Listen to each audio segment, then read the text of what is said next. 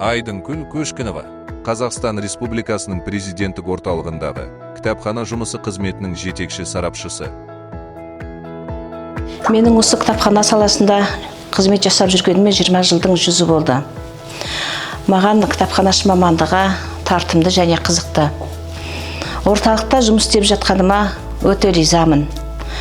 Кітапхананың негізгі мақсаттарының бірі Қазақстан Республикасының президенті туралы материалдарды жинау, өңдеу және есепке алу, пайдалану болып табылады.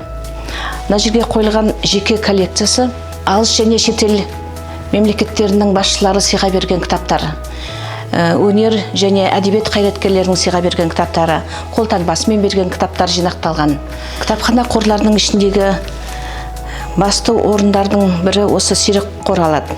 Кітапхананың кітап қоры отандық әдебиеттің де, сондай-ақ әлемдік әдебиеттің де зор інжу маржандарының коллекциясы. Сирек басылымдар қорының бірегей бөлігі Құран басылымдарының коллекциялары.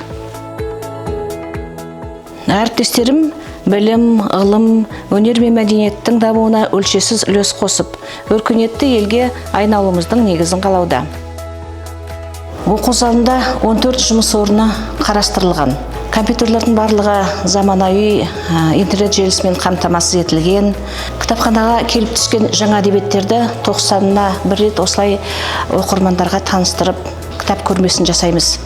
Мәдени шараларға неше түрлі тақырыптарда дайындалып отырылады. Астана қаласының тұрғындары, оқу залы сіздер үшін қызмет жасайды. Әдебиеттерді тегін қолдансаңыздар болады.